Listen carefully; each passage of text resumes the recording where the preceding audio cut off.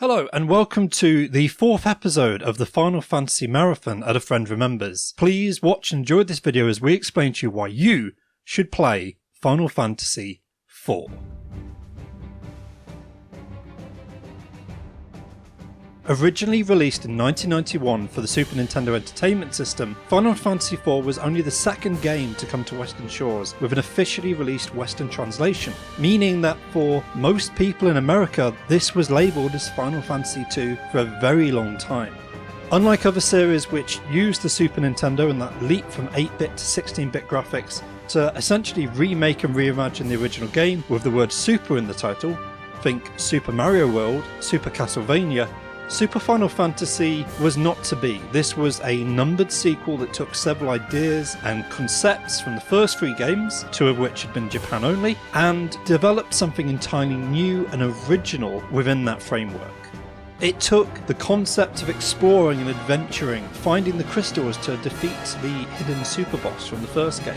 It took the concept of an evil empire and the storytelling ideas and ambition from the second game. And although it did not reuse the job system from the third game, it did take the idea that different characters' classes would fundamentally affect the gameplay in a much more serious way than just nerfing their stats, which had been the case in the original Final Fantasy.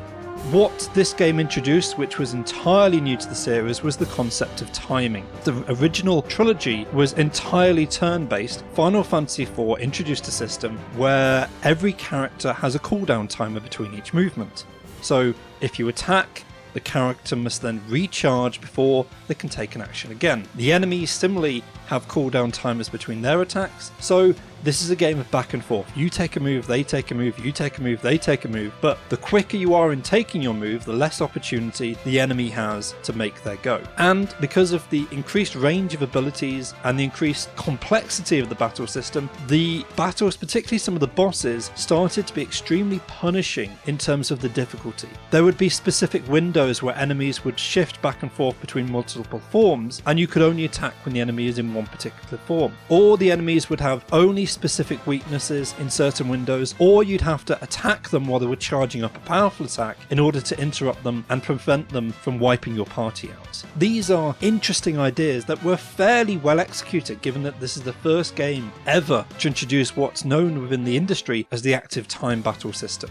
Now, the ATB gauge as a mechanical concept for role-playing games is a fantastic innovation, and it hung around for 6 entire games in the Final Fantasy series. But in this first game, going back and revisiting it now, it's clear that this was a prototype that they were developing. The game gives you 5 characters to play with, which is a nice and interesting idea actually. You'd think conceptually that will give you more flexibility and more freedom. However, the way the game is designed, because your characters are aligned into certain classes, they are far more restricted in terms of what they're capable of doing. Ultimately, you'll only ever really have 1, at most 2 of the 5 characters in your team who are competent healers. And the enemies in this game can dish out a lot of damage. So the character Rosa will always be casting heal, and she's a very good healer. You can heal your party back to full strength in just 1 or 2 turns. However, you are relying on her to have a window between enemy attacks to initiate that. Other characters such as Cecil, Kane are damage dealers. They can do a lot of damage, be very offensive against the enemies, but you need the timing of those characters to match with the window of opportunity that the enemies give to you.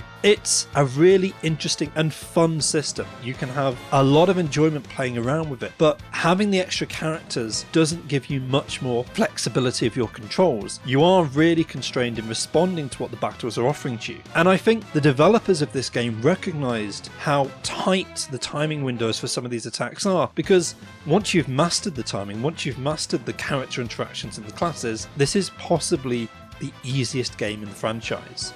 There are some memes online where experts in the Final Fantasy series say that this is the game where just attack to win, because save for understanding which of your characters is the healer, which of the characters is the summoner, and when the enemy is going through an invulnerability phase, or the enemy might retaliate, and if you attack it during a certain window, they will wipe your party out in response. As long as you know to pause, as long as you know to wait, as long as you've got a very fundamental level of patience, this game will require almost no grinding. You don't need to level up or max out your characters like you do in several of the other games.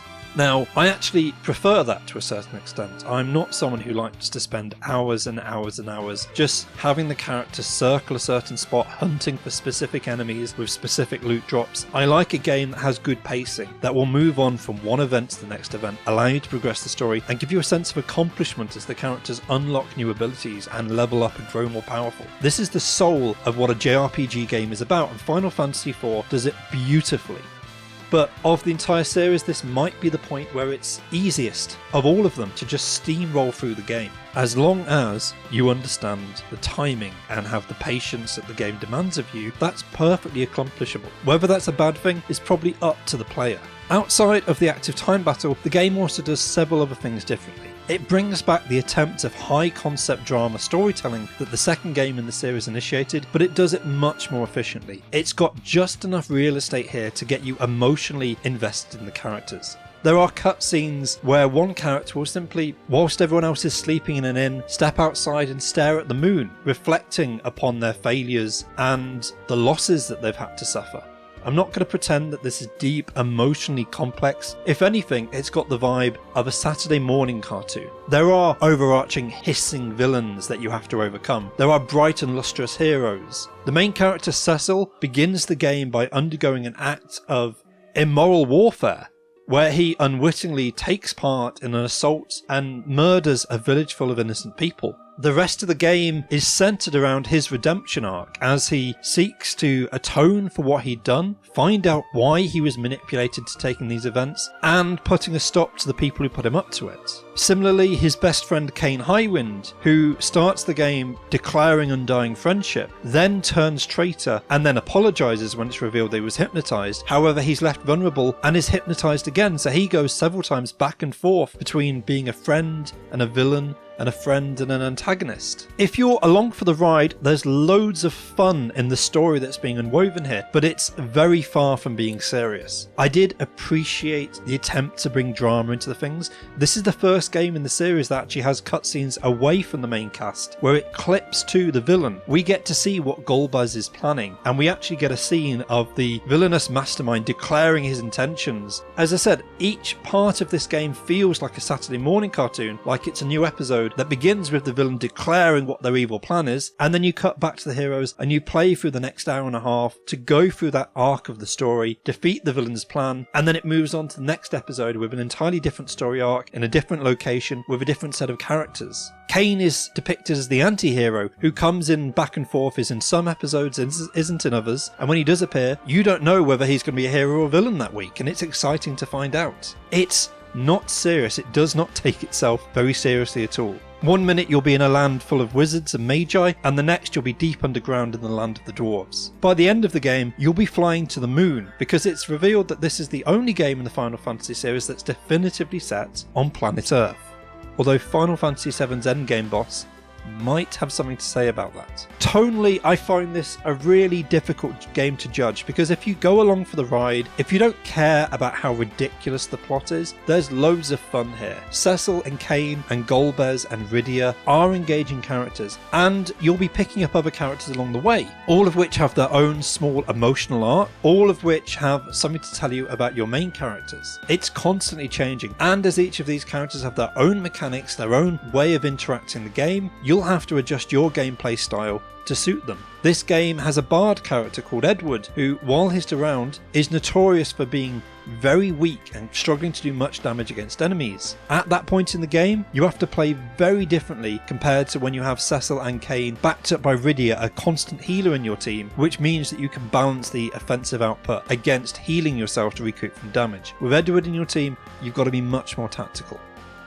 You start the game with access to one all-powerful mage teller who has a wide range to loads of different spells. However, you later on lose him and you have two other mages, one of them specialised in white magic, one of them specialised in black magic, meaning this plays much more like Final Fantasy I, where each different character has a different specialism. I do appreciate how the different phases of the game, where you have different sets of characters, up to 5 in your party at once, do play subtly differently. And that change of pacing in the storytelling, in the gameplay, in the world map as you unlock the overworld, then the underworld where the dwarves are, and then the moon.